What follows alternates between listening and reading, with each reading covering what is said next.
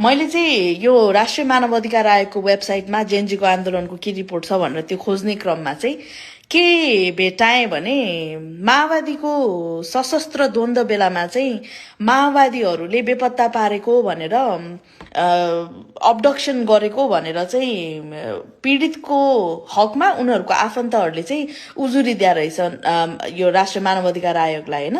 त्यो उजुरीमा चाहिँ 2057 सालदेखि 60 सालसम्म बेपत्ता पारिएका माओवादीले बेपत्ता पारेको 709 जनाको नाम ठेगाना र उमेर त्यसमा छुटिएको भनेर 4 जना गरी 713 जनाको नामावली चाहिँ नि लिस्ट निकालेको पब्लिक गरेको रहेछ हैन।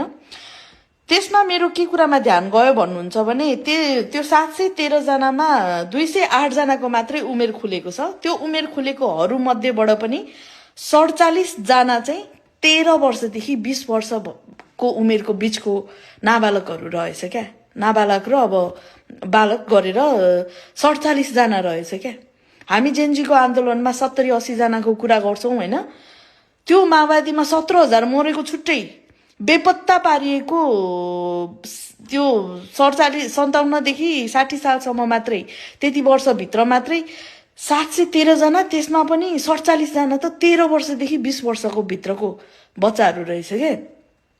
यो त एकदमै कन्सर्निङ लाग्यो मलाई। अनि त्यसमा पनि एउटा कोट गरेर के लेखा छ भने त्यो रिपोर्टमा बल जफती बेपत्ता मानवता विरोधीको अपराध हो भनेर आईसीसीपीआर को रोम स्ट्याच्यु को दफा 7 को उपदफा 1 मा लेखिएको छ भनेर त्यो हाइलाइट गरिएको रहेछ हैन।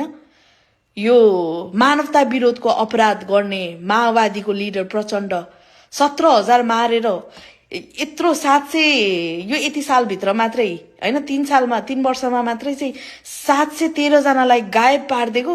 त्यसमध्ये पनि 47 जना त उमेर खुलेकाहरू मध्येबाट पनि 47 जना त 13 देखि 20 वर्षको उमेरको बच्चाहरू।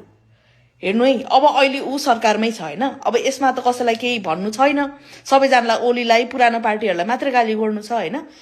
एनीवे त्यो भइ नै हाल्यो। त्यसपछि म यतातिर यो सबै चीजहरुलाई चाहिँ अलिकति विश्लेषण गर्नु पर्यो भनेर खोज्न थाले र मैले यता एउटा टाइमलाइन चाहिँ सेट गरेको छु, टाइमलाइन बनाएको छु। एउटा टाइम फ्लोमा चाहिँ के भएको रहेछ घटनाक्रम भन्ने चाहिँ मैले यहाँहरुलाई बुझाउनको लागि एउटा टाइमलाइन लिएर आएको छु। आज आउनुस् त्यसै बारेमा कुरा गरौँ है। माओवादीको सशस्त्र द्वन्द्व सुरु भएपछि सबभन्दा पहिला उले 2052 सालमा चाहिँ रोल्पा, रुकुम र सिन्धुलीको पुलिस चौकीहरुमा हमला गरेर सुरुवात गरेको रहेछ क्या। त्यो माओवादीको द्वन्द्व त्यसरी सुरुवात भएको हैन। रोल्पा, रुकुम र सिन्धुलीको पुलिस चौकीलाई अट्याक गरेर हैन। त्यो बेलामा त्यो सुरु भइसकेपछि त्यसरी द्वन्द्व सुरु भयो। त्यो भइसकेपछि 2001 ताका अथवा 58 साल भनौं न, 52 सालमा यो भयो। 58 सालमा अब 58 सालको घटनाक्रम हेरौँ है। भारतको हकमा हेर्ने हो भने अटल बिहारी वाजपेयी 2058 सालमा भारतको प्राइम मिनिस्टर थिए। उनी भारतीय जनता पार्टी बीजेपी, जुन पार्टीको अहिले मोदी छन् प्राइम मिनिस्टर, त्यही पार्टीका प्राइम मिनिस्टर थिए। उनको बारेमा भन्नुपर्दा, उनको कार्यकालको बारेमा भन्नुपर्दा पहिलो कार्यकाल एकदमै छोटो थियो। संसदमा बहुमत नपुगेपछि उनले राजीनामा दिनु पर्यो। दोस्रो कार्यकाल गठबन्धन गरेर बन्यो, नेशनल डेमोक्रेटिक अलायन्स बन्यो। त्यसमा धेरै दलहरू मिलेर सरकार बनाए, त्यो पनि धेरै टिकेन। तर तेस्रो कार्यकाल भने एकदमै टिकाउ थियो। यो अटल बिहारी वाजपेयीको 2058 साल चाहिँ तेस्रो कार्यकाल भित्र पर्छ। त्यतिखेर उसको पूर्ण स्थिर प्रधानमन्त्री थियो, ऊ एक्लैको सरकार थियो हैन। एकदमै स्टेबल गभर्नमेन्ट थियो त्यतिखेर। भारतको यो पार्टीको अटल बिहारी वाजपेयी प्रधानमन्त्री हुँदाखेरि उनीहरूको मुख्य एजेन्डा के हो भने त्यो पार्टीको चाहिँ भारतको सभ्यता र सांस्कृतिक पहिचानलाई जोड दिने, हिन्दू संस्कृति भारतको मूल पहिचान हो भन्ने धारणा र राष्ट्रिय एकता संस्कृतिबाट बलियो हुन्छ भन्ने विश्वास बोकेर यिनीहरू मूल एजेन्डा बोकेर त्यतिखेर सरकार हाँक्दै थिए। त्यो भारतको केसमा भयो। 2058 सालमा अब 52 सालमा माओवादीको सशस्त्र द्वन्द्व युद्ध सुरु भएपछि 58 सालमा दरबार हत्याकाण्ड भयो है।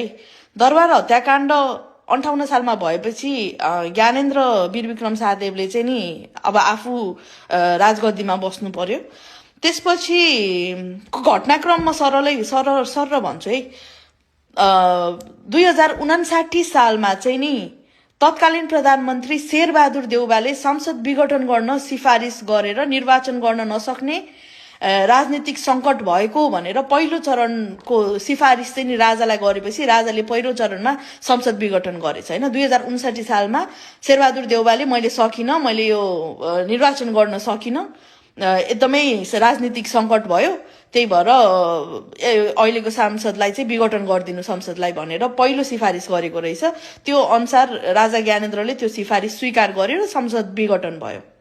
दोस्रो चरणमा राजनीतिक संकट भनेर 2058 देखि 61 सालभित्र कुनै पनि स्थिर सरकार बन्न नसकेको र माओवादीको चाहिँ नि यो युद्ध एकदमै तीव्र भएको भनेर चाहिँ दोस्रो चरणमा फेरि राजनीतिक संकट घोषणा भएछ हैन। 2058 मा दरबार हत्याकाण्ड भयो। यो 2058 देखि 61 सम्मको दोस्रो चरण है। 2058 मा दरबार हत्याकाण्ड भयो। 61 सालसम्म आइपुग्दाखेरि 10,000 भन्दा बढी मान्छेहरू मरिसकेका थिए त्यो माओवादीको द्वन्द्वमा। 10,000 भन्दा बढी मान्छे मरिसकेको थियो। माओवादीले धेरै ग्रामीण क्षेत्रहरूमा चाहिँ अस्थायी नियन्त्रण राखिसकेको थियो, बनाइसकेको थियो। ग्रामीण क्षेत्रमा सरकार विरुद्ध गोरिल्ला युद्ध भइरहेको थियो, गोरिल्ला वार भइरहेको थियो र प्रहरी चौकी, सेना, सरकारी कार्यालयमा धमाधम आक्रमण भइरहेको थियो।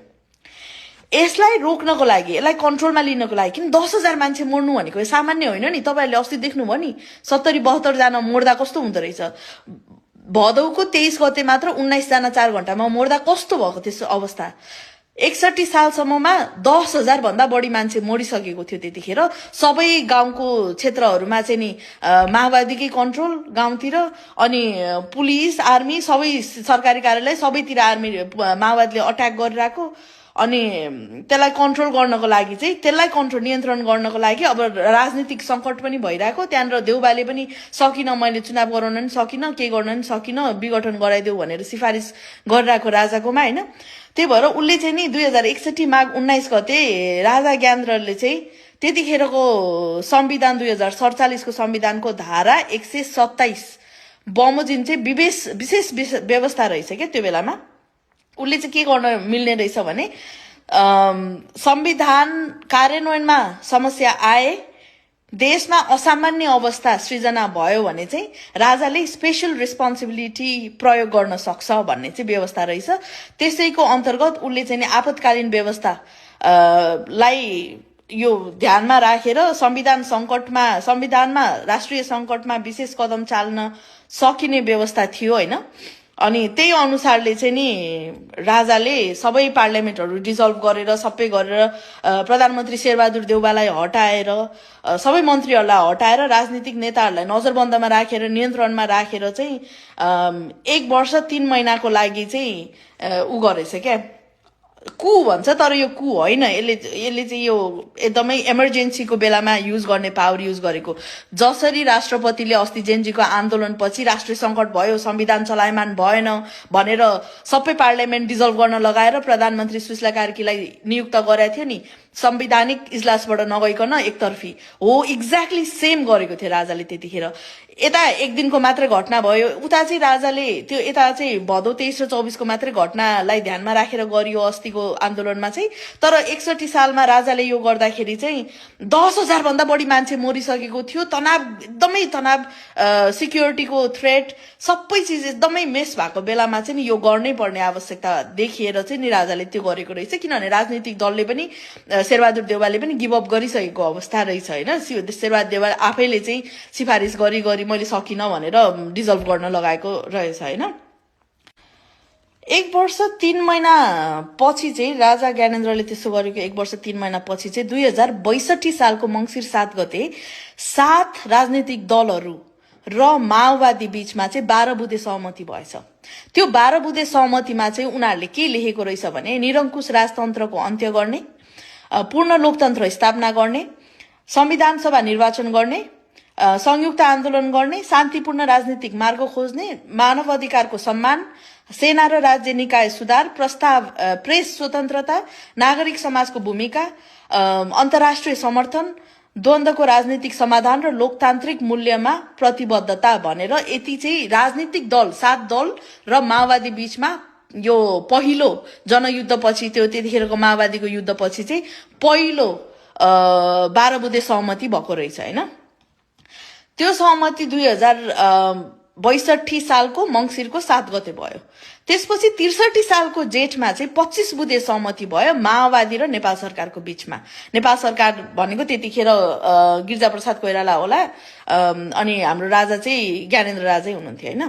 त्यतिखेर त्यो 25 बुँदेमा के सहमति भएको थिएछ भने युद्ध विराम पूर्ण रूपमा पालना गर्ने, सबै प्रकारका आक्रमण बन्द गर्ने, हिंसा हत्या अपहरण रोक्ने, धम्की जबरजस्ती आतंक अन्त्य गर्ने, नागरिकको स्वतन्त्र आवत जावत सुनिश्चित गर्ने, सार्वजनिक जीवन सामान्य बनाउने, बजार यातायात विद्यालय सञ्चालनमा अवरोध नगर्ने, मानव अधिकारको पूर्ण सम्मान गर्ने, अन्तर्राष्ट्रिय मानवीय कानून पालना गर्ने, नागरिकमाथि कुनै दुर्व्यवहार नगर्ने, प्रेस स्वतन्त्रता सुनिश्चित गर्ने, सञ्चार माध्यममाथि दबाव नदिने, राजनीतिक गतिविधिमा अवरोध नगर्ने, शान्तिपूर्ण सभा भेला गर्न दिने, जबरजस्ती चन्दा उसुली बन्द गर्ने, सम्पत्ति कब्जा नगर्ने, सेना विस्तार वा नयाँ भर्ती नगर्ने, हतियार प्रदर्शन नगर्ने, बाल सैनिक प्रयोग नगर्ने, नागरिकलाई सैन्य गतिविधिमा संलग्न नगर्ने, गिरफ्तार अपहरण गरिएका व्यक्तिहरू रिहा गर्ने, बेपत्ता व्यक्तिहरूको अवस्था सार्वजनिक गर्ने, घाइते र तथा पीडितलाई सहयोग गर्ने, मानवीय संस्थालाई काम गर्न दिने, शान्ति वार्तालाई सहयोग गर्ने।